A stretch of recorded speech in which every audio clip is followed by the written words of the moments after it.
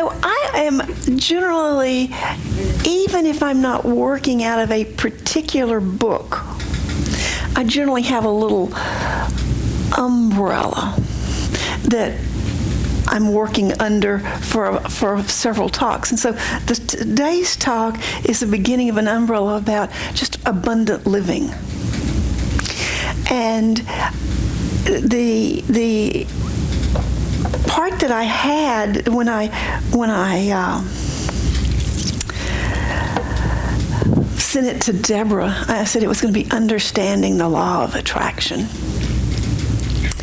And so, that was decided maybe in November, December, sometime when we were sitting around talking about what's going to happen in January.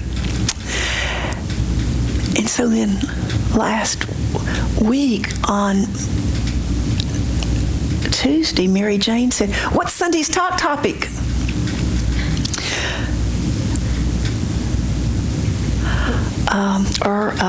You are magnetic.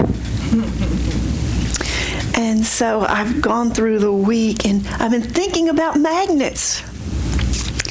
And you can come up with so much stuff.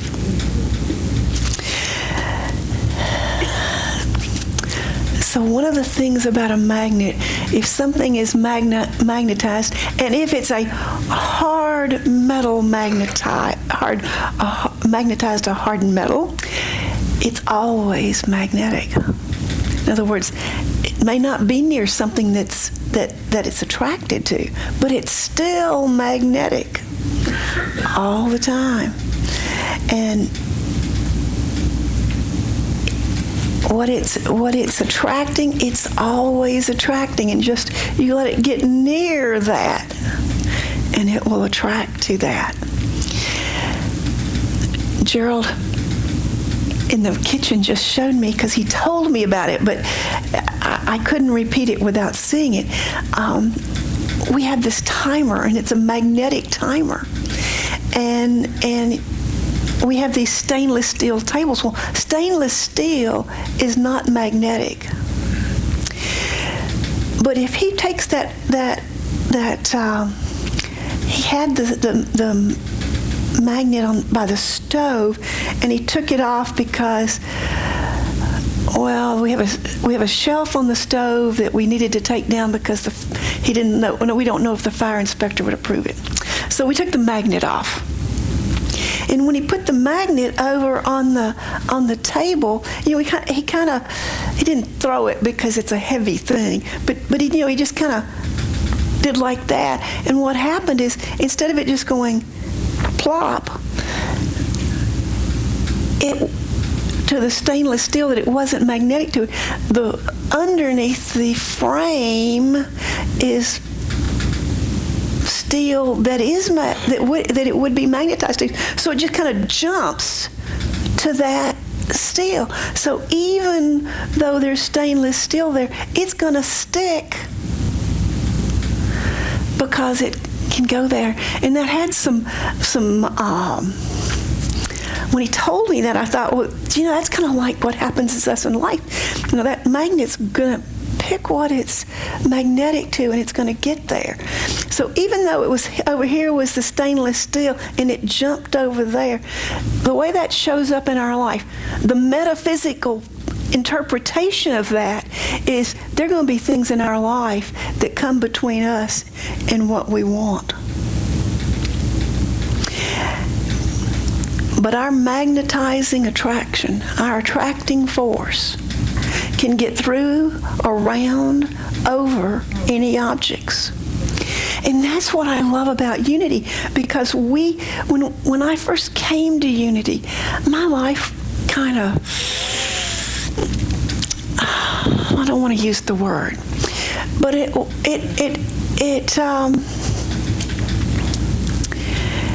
wasn't good. My life wasn't great. And when I first learned about Unity and Unity principles, that idea that God loves me and there's all the love I need. I don't have to do anything because God loves me. And oh, by the way, that God lives within me. Well, that was pretty exciting. And then they told me this. I remember it to this day. I remember the first unity message I ever heard. They were talking about this magnetic power that we are. And the example that the minister used was riding a bicycle. And she said, if you ride a bicycle and there's a rock in your path and you focus on that rock, you're going to hit that rock. If there is a scooped out place, a hole, and you focus on that hole, you're going to ride into that hole. But if you focus on where you want to go and you focus on the other side of the rock, or you focus on the other side of the hole, that's where your bicycle's going to go. How many of you learned to ride on a gravel road or a gravel driveway? Yeah. And you learn that, don't you? You learn it the hard way. Because you hit those things and you learn to focus where you don't, to go where you want to go. You focus over there. And I heard that lesson, and it gave me such inner hope that even though my life was less than optimal, that I had an opportunity, I had the possibility of changing my life. Now, we talk about that and use other words these days. We say we want to transform our lives. And when I think back to where I was,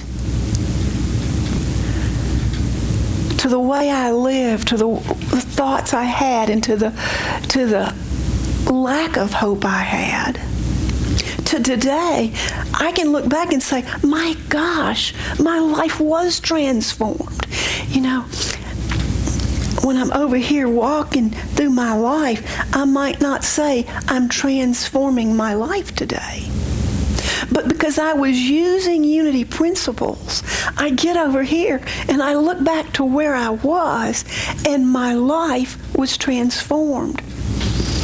And that's what the promise of unity is, that if you use these principles and you use your mind, because our conscious mind chooses the polarity of the magnet. Our conscious mind chooses what we're going to attract. As I was thinking about the examples of magnets in this building, the door between the entryway into the hall is a fire door, and it's held in place by an electromagnet. And there are times when we haven't had when they were testing the fire system, when they tested the fire system and the fire alarm went off, those doors just close to make a barrier between any other part of the building. There's a current going through that magnet, and that door is attracted as long as that current is there.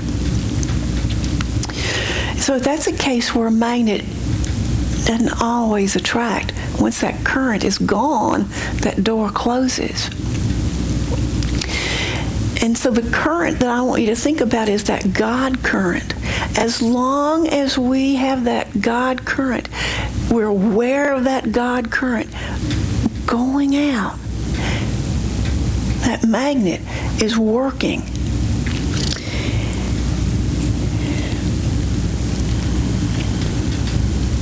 You and I get to choose. We have the honor, the privilege to choose what we attract into our lives. Now, they've made movies about that, and they call it the law of attraction. And people say, oh, this new law of attraction stuff. It's not new.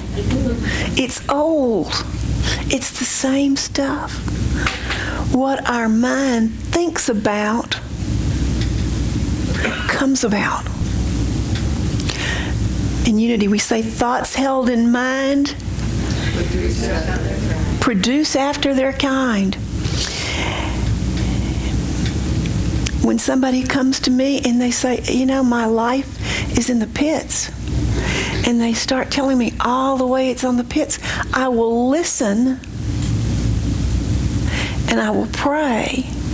And then I tell them, you got to change your mind. Not anything out here is going to change until you change what's in here. And the only way you can change it is with your conscious mind. Your conscious mind chooses to what it lets in. Your conscious mind chooses to shut down or let run all the thoughts that come up from our subconscious. These are not new thoughts. Here's what Gandhi said. He said, keep your thoughts positive because your thoughts become your words. Keep your words positive because your words become your behaviors. Keep your behaviors positive because your behaviors become your habits. Keep your habits positive because your habits become your values. Keep your values positive because your values become your destiny. Thoughts held in mind produce after their kind. The things you speak, the words you let your mind speak. And what I've noticed is that when people come in and their life is in the pits, they are running a program in their head. And that runs and it runs. And how many of you have talked to somebody that has a negative program running in their head? Yeah. And it runs, and when they, it starts out with when something that happened when they were 6, something that happened when they were 12, something that happened when they were 19, something that their husband did, something their wife did, something that their boss did, and it goes on and on. And when they get to the end of that and they take a breath, what do? They start over. And you and I have, because of the thoughts we've thought and the things we've allowed, we have a program running. And it's only when we take our own decision making to listen, there is a way that I can have a better life. What do I do? What I do is I take control of my thoughts. And so people say, but I don't know how to do that. Well, Unity teaches affirmations and denials, and we talk about that. And people will tell me, but, I don't know how to make an affirmation. I don't know what to think about. And sometimes I have them sit down and write down everything they don't want in their life. Just go down the line. I don't want this. I don't like that. I don't want this. And then I go over and I say, okay, you don't want to be fearful. The affirmation is, God is always with me. I am strong in the Lord. The affirmation is, the light of God surrounds me. I get a focus on something good. So last week, Valerie did a wonderful job. Thank you so much. We got a lot of comments that we got Bible interpretation and that you liked it. Because I don't do that so much anymore. I got reminded. So I want to add to her story. So do y'all remember what she talked about last week about David and Goliath? Yep. Do you remember what we talked about in 2014? On July 27th, 2014, I told you that story needed to be changed. It shouldn't be the story of David and Goliath. It should be the story of David and the princess. Because this is the other part of that story. King King Saul says, if you will go fight Goliath, and he's talking to all these people who will not go fight Goliath. He says, I will give you land, I will give you money, I will exempt you and your family forever from having to pay taxes. And finally, you get the hand of my daughter, the princess. It's a pretty sweet deal. And David's walking through the crowd, and he says, the princess, I get the princess? He got to focus. And he put his mind on that. And he had this Goliath, which truly is, metaphysically, those big slaying beliefs that we have. But he got his mind on the princess. He got his mind on the princess. And you and I can get our mind on the princess, the prize, by knowing, by figuring out what it is that we want to focus on. And we're at the beginning of the year. My gosh, we're almost at the end of January already. How did that happen? Do we know? No. But our challenge is, if you haven't already figured out what is your focus for this year, what is your focus for the time that's coming up,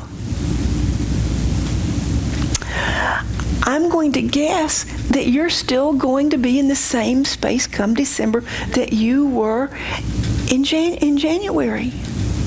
So every year I try to pick something that I'm going to focus on. It might be something simple like take a cruise. It might be something magnificent. Like this year, Unity of Melbourne is going to focus and pay off our mortgage. Isn't that a focus? Yeah. But I get to choose. Standing here in January, I get to choose. Am I going to just get by every month and end up here next January in the same place? Or am I going to have a focus for my year? Am I going to put my thoughts toward that focus? And how do you know if it's a good focus? Is if it makes you feel good. Because none of us work hard towards something that is not our true passion, our true desire, something that makes us feel good. So I don't know what it is yours this year to be drawn to, but you are magnetic. You are magnetic. You are drawing to you your life. What do you want it to look like?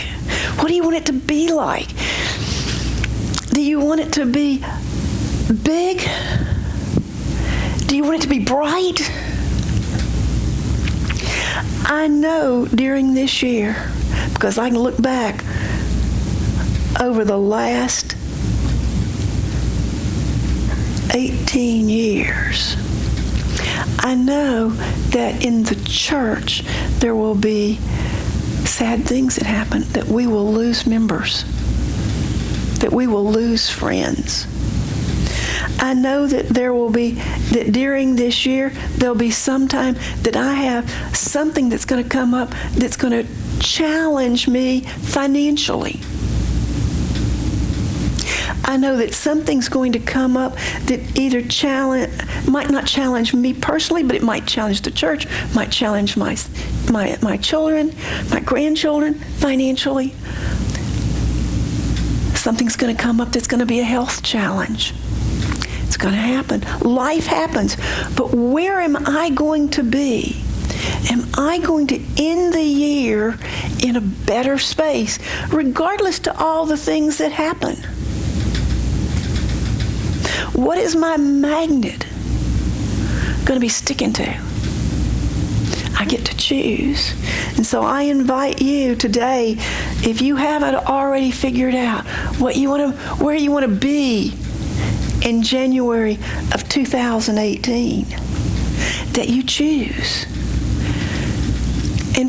And for people who are retired, they say, well, I don't have big goals like I used to. I don't have like a sales goal, or I don't have a work goal.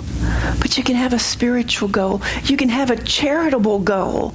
I'm going to help so many families this year. I'm going to volunteer so much this year. You can have a positive goal to work toward. Somebody challenged me. I was at a board retreat at another church. I was invited to come lead a board retreat. And the board president there said, I have not met my 2,000-hour meditation challenge, talking about himself. And I thought, oh, God, are you telling me that's my next challenge? I don't know. I might have to spend a month in the silence. I just might have to do that this year. So, what is your challenge? What is your goal? What do you want to attract? Because you are magnetic. Thank you.